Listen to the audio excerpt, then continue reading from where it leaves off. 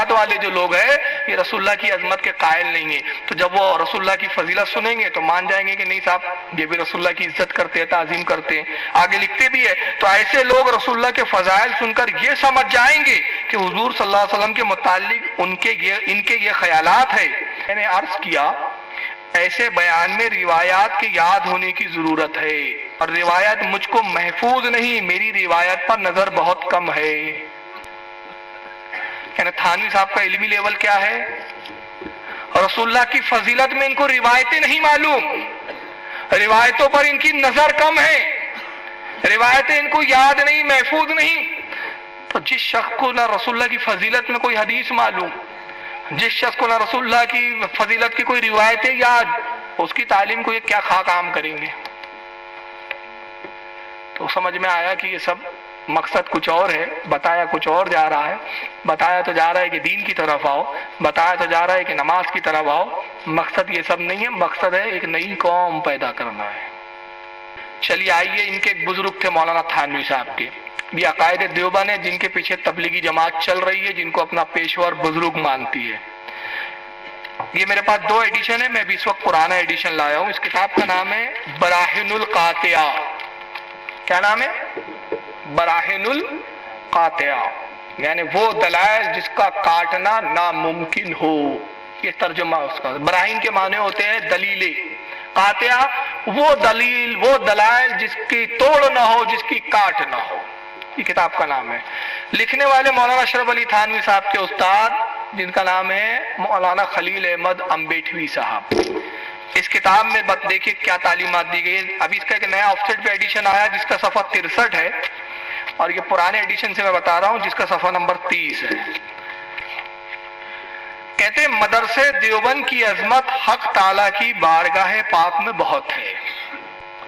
دیوبند کا مدرسہ جہاں سے مولانا اشرف علی تھانوی صاحب بھی پڑھ کے نکلے، مولانا خلیل احمد صاحب بھی، ابو الحسن ندوی بھی، غرض کے ان کے بڑے بڑے عالم یہاں سے نکلے دیوبند سے۔ تو کہتے ہیں کہ مدرسے دیوبند کی عظمت حق تعالیٰ یعنی اللہ کی بارگاہ میں، بارگاہ پاک میں بہت ہے۔ صدہا عالم یہاں سے پڑھ کر گئے، صدہا یعنی کئی سو عالم اس مدرسے دیوبند سے پڑھ کر گئے، اور خلق کثیر کو یعنی ایک بڑی جماعت کو، بڑی تعداد کو ظلمات و ضلالت سے نکالا، یعنی ان کو گمراہیوں سے نکالا اور ان کو اندھیرے سے نکالا۔ یہی سبب ہے کہ ایک صالح فقر عالم علیہ السلام کی زیارت سے خواب میں مشرف ہوئی۔ یہی وجہ ہے کہ ایک بزرگ نے، جو دیوبند کے بزرگ تھے، وہ رسول اللہ کی خواب میں زیارت سے مشرف ہوئے، سرکار خواب میں ان کے تشریف لائے۔ اور مولانا خلیل احمد آگے لکھتے ہیں تو آپ کو اردو میں کلام کرتے دیکھ کر پوچھا کہ آپ کو یہ کلام کہاں سے آ گئی، آپ تو عربی ہیں۔ حضور نے اردو میں بات کی ان سے، اس بزرگ سے، تو وہ بزرگ نے کہا یا رسول اللہ آپ کو یہ اردو زبان کہاں سے آ گئی، آپ تو عربی ہے، عرب کے رہنے والے ہیں، آپ کی زبان تو عربی ہے، آپ اردو میں بات کر رہے ہیں، اردو کہاں سے آ گئی؟ تو آپ آگے کیا لکھتے ہیں؟ فرمایا یعنی رسول اللہ نے فرمایا جب سے علماء مدرسے دیوبند سے ہمارا معاملہ ہوا ہم کو یہ زبان آ گئی۔ سبحان اللہ، اس سے رتبہ اس مدرسے کا معلوم ہوا۔ کیا بتانا چاہ رہے ہیں؟ بتانا یہ چاہ رہے ہیں کہ مدرسے دیوبند کا مقام اتنا بلند و بالا ہے کہ رسول اللہ اردو زبان سیکھنے کے لیے مدرسے دیوبند میں آیا کرتے تھے، اور یہ دیوبند میں اردو سیکھی رسول اللہ نے۔ اور کہاں سے آئی؟ رسول اللہ نے کہا جب سے ہمارا معاملہ علماء دیوبند سے ہوا، جب سے ہم علماء دیوبند کے ساتھ اٹھنے بیٹھنے لگے ان سے ہم نے اردو زبان سیکھ لی ہے۔ اب بتائیے، قرآن تو کہہ رہا ہے الرحمن علم القرآن خلق الانسان علمہ البیان، وہ رحمان ہے جس نے اپنے محبوب پر قرآن نازل کیا، اپنے محبوب انسانیت کی جان محمد اپنے محبوب کو پیدا کیا اور اس کو بات کرنا سکھایا، کلام کرنا سکھایا۔ اللہ تو فرما رہا ہے وَعَلَّمَكَ مَا لَمْ تَكُنْ تَعْلَمْ، اے محبوب ہم نے آپ کو وہ سب سکھا دیا جو آپ نہیں جانتے تھے۔ اردو سکھانا بھول گیا تھا معاذ اللہ ان کے عقیدے کے مطابق، تو رسول اللہ اردو سیکھنے کے لیے دیوبند جانے لگے۔ اب میں آپ کو، یہ بدبختی تو انہی کو مبارک ہو، مگر میں آپ کو اپنے نبی کا مقام بتاتا ہوں۔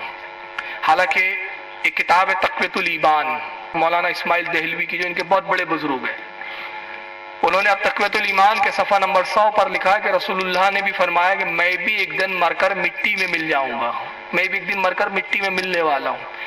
ایک کتاب بولتی ہے کہ نبی تو مر کر مٹی میں چلے گئے، یعنی جب سنی رسول اللہ کو مدد کے لیے پکارے، سنی رسول اللہ سے امداد طلب کرے، اہل سنت والجماعت نبی کو زندہ اور جاویدہ مانے، تو کہتے نہیں یہ عقیدہ غلط ہے، نبی کو مردہ مانو، نبی مر کر مٹی میں مل گئے۔ مگر جب دیوبند کے مدرسے کی عظمت بتانے کی بات آتی ہے تو وہی نبی زندہ بھی ہو جاتے ہیں، مدرسے دیوبند میں آ کر علماء دیوبند سے اردو بھی سیکھ لیتے ہیں۔ یہ عقیدے کا دوگلا پن، تو یہ بدترین عقیدہ تو ان کو مبارک ہو۔ ہمارا کیا عقیدہ ہے؟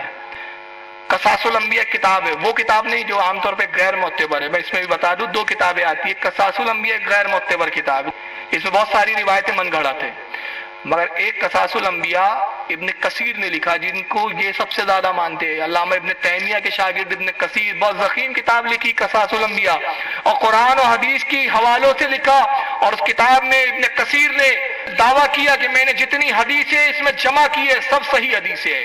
ان حدیثوں میں ایک واقعہ کیا لکھتے ہیں وہ لکھتے ہیں کہ ایک مرتبہ سلیمان علیہ السلام اپنے لشکریوں کے ساتھ نکلے، دیکھا کہ ایک چڑیا اور ایک چیڑا، یعنی مادہ چڑیا اور ایک نر چڑیا، دونوں آپس میں گفتگو کر رہے ہیں، تو حضرت سلیمان دیکھتے ہیں اور مسکرا دیتے ہیں۔ تو آپ کے ساتھیوں نے کہا اللہ کے نبی سلیمان آپ کس بات پہ مسکرائے؟ کہا ان کی بولی کو جانتے ہو کیا کہہ رہے ہیں؟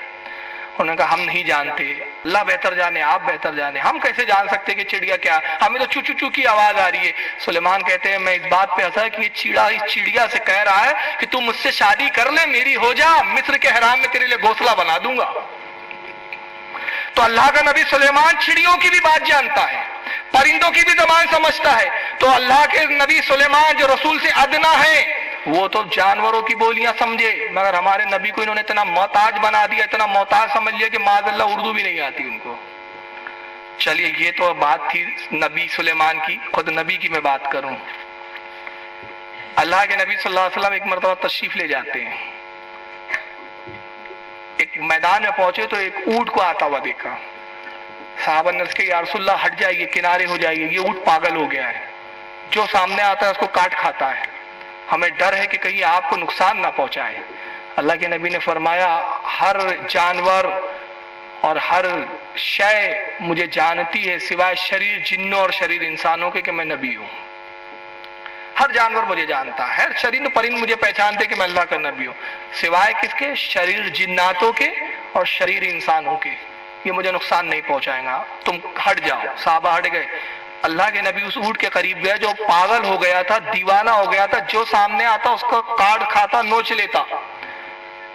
اللہ کے نبی جب گئے تو وہ ایسا فرما بردار ہوا کہ سرکار کے قدموں میں اس نے سر رکھ دیا، اللہ کے نبی نے اس کے سر پہ ہاتھ پھیرا، پھر اونٹ نے اپنے منہ کو نبی کے کانوں کے قریب لایا، سرکار کے کانے اقدس میں، کانے مقدس میں کچھ اس نے آوازیں نکالی۔ اللہ کے نبی نے فرمایا اس کا مالک کون ہے؟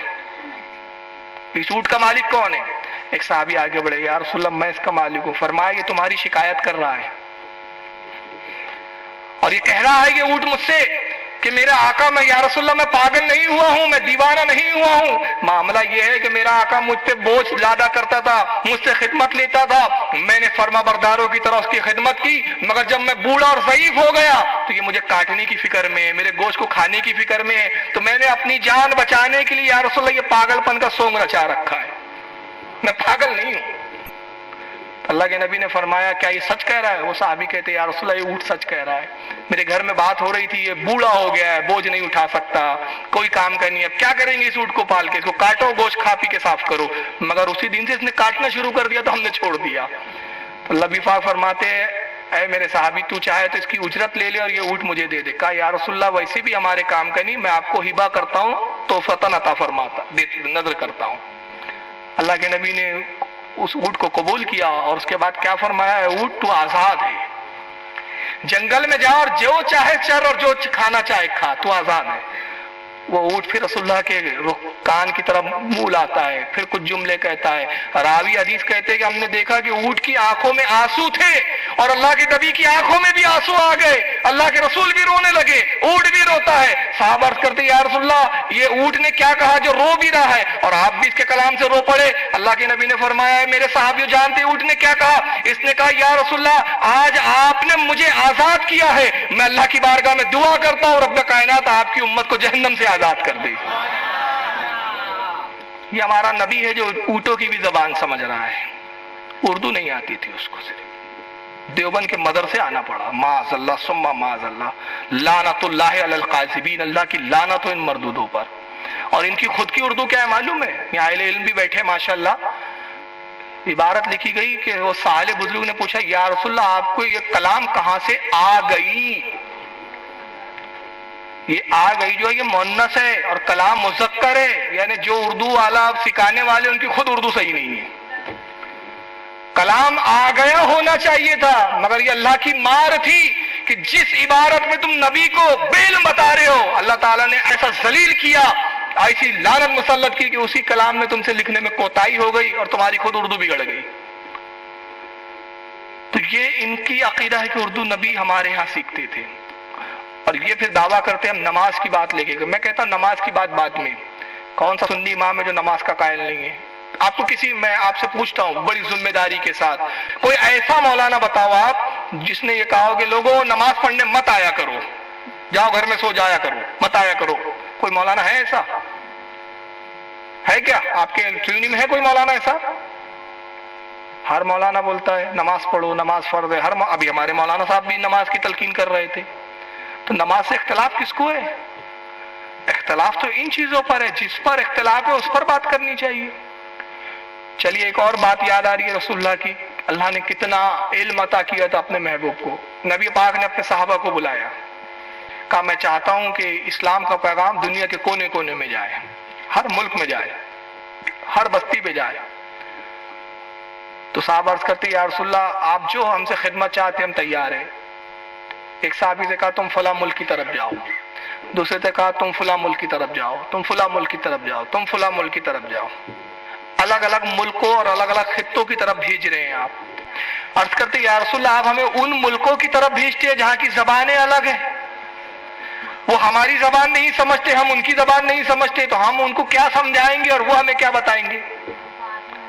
اللہ کے رسول ہماری زبانیں الگ ہیں، ان کی زبانیں الگ ہیں، آپ ان ملکوں میں ہمیں بھیج رہے ہیں، روانہ فرما رہے ہیں جن کی زبانیں ہم نہیں سمجھتے۔ ابھی مسکرایا، فرمایا جاؤ اثاثہ تیار کرو، توشہ دان تیار کرو، اونٹ تیار کرو، گھوڑے تیار کرو، اور صبح فجر کے وقت اس عالم میں ملنا ہے کہ تم سفر کے لیے تیار ہو، اس عالم میں مجھ سے ملاقات کرنا۔ وہ صحابی تھے، جانتے تھے کہ نبی نے کہا ہے تو نبی کے حکم میں حکمت ہوتی ہے۔ وہ گئے اور جانے کے بعد رات میں انہوں نے سفر کے لیے اسباب جمع کیے، مہیا کیے، سب تیار کر لیا۔ صبح حاضر ہوئے رسول اللہ کی خدمت میں، نماز فجر ادا کی ہوا صحاب رسول نے۔ فجر کے بعد نبی نے سب کو جمع فرمایا، سب کو جمع کیا، اور اس کے بعد فرماتے تمہیں میں نے کس ملک کی طرف بھیجا تھا؟ عرض کہ یا رسول اللہ مجھے یمن کی طرف جانے کا حکم ہوا ہے۔ تجھے کہا یا رسول اللہ مصر کی طرف جانے کا حکم ہوا ہے۔ تجھے کہا یا رسول اللہ روم کی طرف جانے کے لیے حکم ہوا ہے۔ تجھے کہا یا رسول اللہ مجھے فلاں ملک کی طرف جانے کے لیے حکم ہوا ہے۔ نبی نے سب کو بلایا، اپنا لعاب نکالا، اور اپنا لعاب مقدس ہر صحابی کے زبان میں ڈالتے ہیں۔ راوی حدیث کہتے ہیں جس کے منہ میں لعاب جاتا تھا اس ملک کی زبان اس کو عطا ہو جاتی تھی۔ نبی کے لعاب میں وہ تاثیر کہ جو لعاب عطا کر دے تو لوگوں کو زبانیں مل جائے، اس کے لعاب کی یہ تاثیر ہمارے نبی کی۔ مگر ان بدبختوں کا عقیدہ کیا ہے؟ نبی اردو سیکھنے میں اتنے محتاج کہ دیوبند آنا پڑ گیا ان کو۔ اس پر گھنٹوں گفتگو کر سکتا ہوں، لیکن بہت ساری باتیں مجھے بیان کرنی ہے۔ پھر یہی نہیں، اب نتیجہ کیا ہوتا ہے، کرتے کیا ہے، یہ اپنے جھوٹے اور باطل عقیدہ ثابت کرنے کے لیے بزرگوں پہ تہمتیں باندھتے ہیں۔ یہی براہین القاطیہ ہے۔ اس کا صفحہ نمبر اب 55 ہے، اور صفحہ نمبر 55 پر لکھتے ہیں مولانا خلیل احمد امبیٹوی، اشرف علی تھانوی صاحب کے استاد، کہتے ہیں کہ اور شیخ عبدالحق روایت کرتے ہیں۔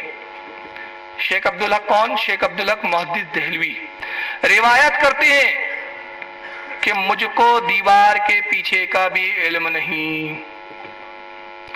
یعنی کہتے ہیں کہ شیخ عبدالحق محدث دہلوی نے روایت کیا کہ اللہ کے نبی صلی اللہ علیہ وسلم نے ارشاد فرمایا کہ مجھے دیوار کے پیچھے کا بھی علم نہیں، یعنی دیوار ہے پھر اس کے پیچھے کیا ہے میں نہیں جانتا۔ اور کس کے کھاتے میں ڈالا یہ؟ کس کے کھاتے میں؟ شاہ عبدالحق محدث دہلوی کے، یعنی کہتے ہیں شاہ عبدالحق محدث دہلوی روایت کرتے۔ 2 سال ہو گئے مجھے، میں نے یہ ایک بیان میں بولا تھا، پھر میرے دوستوں اور احباب نے اتنی کلپ کاٹ کے نیٹ پر ڈال دیا. نیٹ کی وہ کلپ پاکستان تک پہنچی، افریقہ کہاں کہاں گئی، اور پھر ان کلپوں کو لے کر کتنے لوگوں نے اور کلپوں کو پھیلایا اپنے اپنے ویب سائٹوں پر. آج سینکڑوں جگہ وہ کلپ پھیلی ہوئی ہے. اس میں نے چیلنج کیا تھا اور آج پھر یہاں چیلنج کر رہا ہوں. چیلنج یہ کیا تھا کہ شاہ عبدالحق مودودی دہلوی نے کس کتاب میں یہ روایت بیان کی، وہ کتاب دکھا دو، پوری زندگی تمہارے تلوے چاٹوں گا. اتنے نابیکار لوگ ہیں یہ کہ نبی کی توہین کے لیے یہ بزرگوں کے نام سے جھوٹ گڑتے ہیں یہ لوگ. اب میں یہ بات کو تشنا نہیں چھوڑوں گا. میرے پاس شاہ عبدالحق مودودی دہلوی کی کتاب ہے جن کے نام سے یہ روایت گڑی گئی ہے، جن کے نام سے کہا گیا کہ وہ روایت کرتے ہیں، شاہ عبدالحق روایت کرتے ہیں کہ رسول اللہ نے فرمایا مجھے دیوار کے پیچھے کا علم نہیں. جبکہ شاہ عبدالحق کی کتاب کیا کہتی ہے؟ یہ مدارج النبوت، انہی مصنف کی، انہی عالم دین کی، اسی محدث کی، فارسی زبان میں 2 جلدوں میں آتی ہے. مدارج النبوت کا صفحہ نمبر 7 پر حضرت شاہ عبدالحق کیا فرماتے ذرا سنیے. کہتے ہیں ای جا اشکال می ارند، بعض لوگ یہ اشکال پیدا کرتے ہیں، یہ شبہ لوگوں کے ذہنوں میں پیدا کر دیتے ہیں کہ در بازی روایت آمدہ است، کہ بعض روایتوں میں یہ آیا کہ گفت حضرت صلی اللہ علیہ وسلم کہ اللہ کے نبی صلی اللہ علیہ وسلم نے ارشاد فرمایا من بندام، میں اللہ کا ایک بندہ ہوں، نمی دانم آنچے در پست ای دیوار است، میں نہیں جانتا کہ اس دیوار کے پیچھے کیا ہے. کہتے بعض لوگ یہ شبہ پیدا کرتے ہیں کہ کچھ روایتوں میں یہ آیا ہے، کچھ روایتوں میں لکھا گیا ہے کہ رسول اللہ نے یہ ارشاد فرمایا کہ اس دیوار کے پیچھے کیا ہے، مجھے اس کا علم نہیں. جواب است آنت، کہتے اس کے جواب میں ہم یہ کہنا چاہتے ہیں کہ ای سکن اصلی ندارت، اس بات کی، اس حدیث کی، اس روایت کی کوئی اصل ہے ہی نہیں. وہ کہتے اس کی کوئی اصل ہی نہیں ہے، یہ جھوٹی من گھڑت بات ہے. پھر آگے کہتے اس کی کوئی سند نہیں، کوئی صحیح روایت نہیں، بلکہ اس کی کوئی اصل ہی نہیں ہے، جھوٹی من گھڑت بات گڑی ہوئی ہے. تو شاہ عبدالحق تو فرما رہے ہیں کہ یہ بات گڑی ہوئی ہے، مگر یہ نابیکار آج تک کتابوں میں انہی کے نام سے چھاپ رہے ہیں کہ شاہ عبدالحق کہتے کہ رسول اللہ نے فرمایا مجھے بھی دیوار کے پیچھے کا علم نہیں. مطلب کیا ہوا؟ مطلب یہ ہوا کہ جماعت کا رسول اللہ کی اور اللہ کی شان میں گستاخی کرنا یہ جو ہے یہ مشغلہ بن چکا ہے، یہ ان کی عادت ثانیہ بن چکی ہے. مگر حدیثیں کیا کہتی ہے؟ میں اگر ایک حدیث تلاوت کروں گا نا سند کے ساتھ اور تو وقت زیادہ ہوگا، کچھ حدیثیں پڑھ لوں گا، کچھ زبانی سنا دوں گا. آئیے یہ ایک حدیث سنا رہا ہوں جس کو بخاری کے اندر جلد نمبر 1 کتاب الکسوف، اور اسی حدیث کو حضرت امام مسلم نے صحیح مسلم جلد نمبر 1 صفحہ 695 حدیث نمبر 2005 پر، پھر اور بھی حوالے آگے ہیں. ان تمام احادیث کی کتابوں میں ایک بات لکھی ہے کہ اللہ کے نبی صلی اللہ علیہ وسلم نے نماز پڑھا رہے تھے. تو راوی حدیث کہتے ہیں، صاحب جو اس کے روایت کرنے والے صحابی ہے، وہ کہتے ہیں کہ ہم نے دیکھا کہ اللہ کے نبی صلی اللہ علیہ وسلم نے نماز کی حالت میں اپنے ہاتھ کو آگے بڑھایا، پھر پیچھے کر لیا، پھر ہاتھ آگے بڑھایا، پھر پیچھے کر لیا. جب نماز سے آپ فارغ ہوئے تو ہم نے عرض کیا یا رسول اللہ آپ نے نماز کی حالت میں اپنے ہاتھ کو آگے کیا پیچھے کیا، اللہ کے نبی آپ نے ایسا کیوں کیا؟ اللہ کے نبی نے ارشاد فرمایا جب میں نماز کی حالت میں تھا تو میرے سامنے جنت پیش کی گئی، اور میں نے جنت کے اندر انگوروں کے خوشے اور انگوروں کے گچھے لٹکتے ہوئے دیکھے. قسم وحدہ لا شریک کی، میں نے چاہا کہ انگوروں میں کے ایک گچھے کو توڑ دوں اور تمہیں دوں، لیکن میں پھر باز آ گیا، رک گیا اس غرض سے کہ جنت میں مرنے کے بعد کھانے کا وعدہ ہے، جنت میں وصال کے بعد وعدہ ہے. قسم وحدہ لا شریک کی، اگر میں انگوروں کا ایک خوشہ ایک گچھا توڑ لیتا اور تم کو دے دیتا، تم قیامت تک کھاتے اور وہ ختم نہ ہوتا. نبی کہاں تک دیکھ رہے ہیں؟ جنت تک. 7 آسمان درمیان میں، ہر آسمان کی موٹائی 500 سال کی رہا، ہر 2 آسمان کے درمیان کا فاصلہ 500 سال کی رہا. نبی 7 آسمان کے پرے جنت میں انگوروں کے خوشوں کو لٹکتے ہوئے دیکھ رہے ہیں، مگر ان بدبختوں کا عقیدہ یہ کہ رسول کو دیوار کے پیچھے کی خبر نہیں ہے. تو اب حدیثیں ماننا کہ تمہاری ماننا. آئیے ایک اور حدیث میں مسلم کے حوالے سے پڑھ دیتا ہوں، یہ مسلم شریف ہے، صحیح مسلم.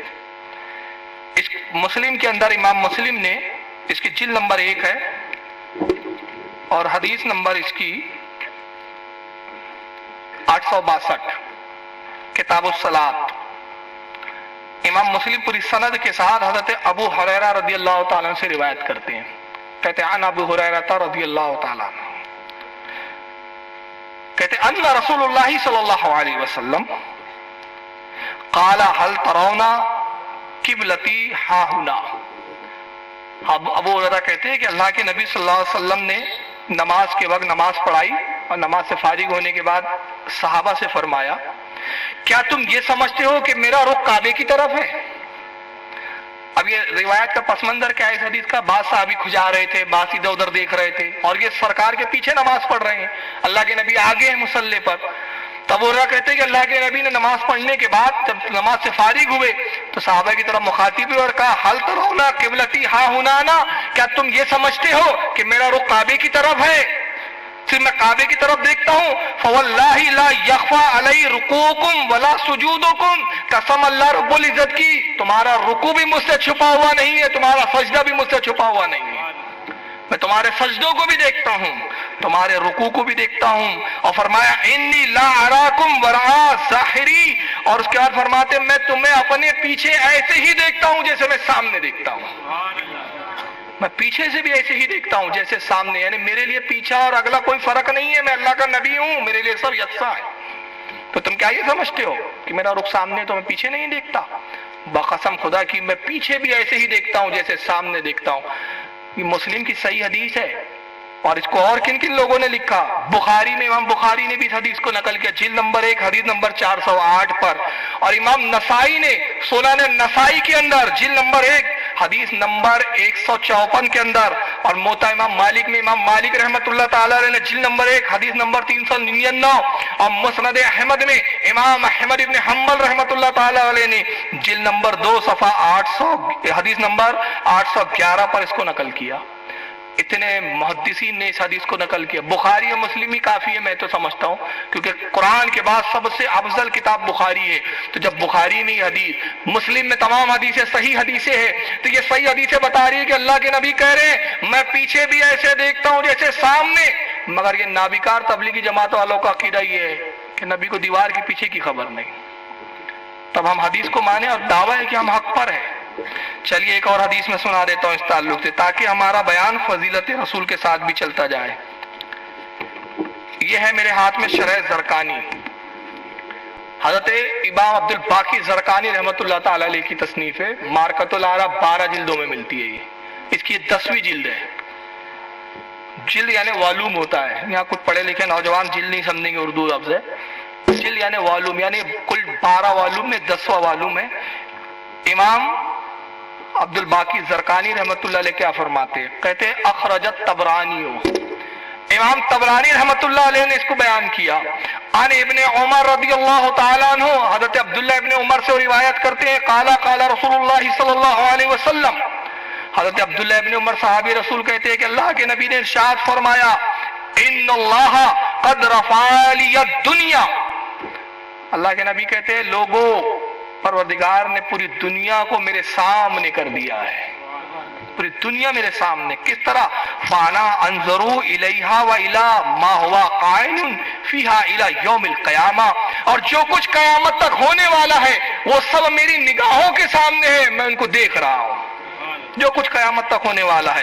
کأنما انظر الی کفی ھذا، اور میں تمام کائنات کو پھر جملہ سنے، میں تمام کائنات کو ایسے دیکھتا ہوں جیسے میں اپنی ہتھیلی کو دیکھتا ہوں. اب کائنات میں تو پیچھے کی بھی چیز ہے نا، مگر نبی اس کو دیکھ کیسے رہے ہیں؟ جیسے اپنے ہتھیلی کو دیکھ رہے ہوں. اور یہ تو رسول اللہ کا مقام ہے بھائی. رسول کی عطا سے خود غوث اعظم نے کیا کہا؟ سرکار غوث پاک خود فرماتے، اپنی تصنیف میں خود لکھتے ہیں. کسی مرید نے نہیں لکھا غوث پاک کے، کسی مولانا نے نہیں لکھا، خود غوث اعظم نے قصیدہ غوثیہ میں لکھتے ہیں نظر تو الی بلاد اللہ جمع کخر دلالت علی حکم اتصالی. اللہ کی قسم میں اللہ کے شہروں کو ایسے دیکھتا ہوں جیسے میری ہتھیلی میں رائی کا دانہ رکھا ہوا ہو. تو یہ غوث اعظم کا مقام، یہ رسول کا مقام کہ نبی کہہ رہے میں کائنات کو ایسے دیکھتا ہوں. پوری کائنات میں جنت، دوزخ، جہنم سب آ گئے، میں کائنات کو ایسے دیکھتا ہوں. اللہ کے نبی فرما رہے جیسے میں اپنی ہتھیلی کو دیکھتا ہوں. اور اس حدیث کو اور کن لوگوں نے لکھا؟ سن لیجئے. مواہب اللدنیہ کے اندر امام قسطلانی رحمۃ اللہ تعالی علیہ نے بھی اس کو حدیث کو نقل کیا، صفحہ نمبر 559 اور جلد نمبر 3۔ مسند احمد میں امام احمد ابن حنبل رضی اللہ تعالی عنہ نے حدیث نمبر 16666 کے تحت اس کو نقل کیا، اور امام ابو نعیم رحمۃ اللہ تعالی علیہ نے حلیۃ الاولیاء جو ان کی تصنیف ہے مشہور، اس کی جلد نمبر 6 صفحہ نمبر 101 پر نقل کیا، اور الترغیب و ترہیب کے اندر حضرت امام منذری رحمۃ اللہ تعالی علیہ نے جلد نمبر 1 صفحہ نمبر 211 پر اس کو نقل کیا، اور کنز العمال کے اندر حضرت امام حسام الدین ہندی رحمۃ اللہ تعالی علیہ نے جلد نمبر 11 حدیث نمبر 31337 کے تحت نقل کیا۔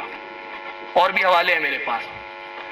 یہ اتنے محدثین، معتبر کتابیں، اب اس کو ماننا کہ تمہاری اس کتاب کو ماننا ہے۔ چلیے ایک اور میں رسول اللہ کی تعریف میں ایک فضیلت کے طور پہ بتا دیتا ہوں، یہ ہے المحب اللدنی امام قسطلانی کی 4 جلدوں میں آتی ہے۔ امام قسطلانی رحمۃ اللہ علیہ کیا روایت کرتے ذرا سن لیجیے، یہ نبی کا مقام ہے ہمارے رسول کا۔ کہتے لا فرق بین موتہ و حیاتہ رسول اللہ صلی اللہ علیہ وسلم، کہتے خبردار ہو جاؤ لوگو، اے لوگو سنو، لا فرق کوئی فرق نہیں، بینا موتی و حیاتی رسول اللہ صلی اللہ علیہ وسلم، اللہ کے رسول کی حیات اور حضور کی موت میں کوئی فرق نہیں ہے، یکساں ہے، جیسے زندگی میں تھے ویسے موت کے بعد ہے۔ پھر کہتے ہیں فی مشاہدتہ لامتہ، اللہ کے نبی اپنی امت کو مشاہدہ کرتے ہیں، اپنی امت کو دیکھتے ہیں، وہ معرفتی اور ہر ایک شخص کی معرفت رکھتے ہیں، ہر ایک شخص کے بارے میں معلومات رکھتے ہیں، بے احوالہم اور ان کے حالات سے خبردار ہیں، وہ عزائہم اور ان کے ارادوں کو بھی جانتے ہیں، وہ خواطرہم اور ان کے دل کے اٹھنے والے خطرات کو بھی جانتے ہیں، وذالک عندہ جلی لا خفاء بہ، اور اللہ کے نبی کے لیے کوئی چیز چھپی ہوئی نہیں اور کوئی ظاہر نہیں ہے، سب یکساں ہے۔ تو اللہ کے رسول تو سب جانتے ہیں، مگر ان کے عقیدے کے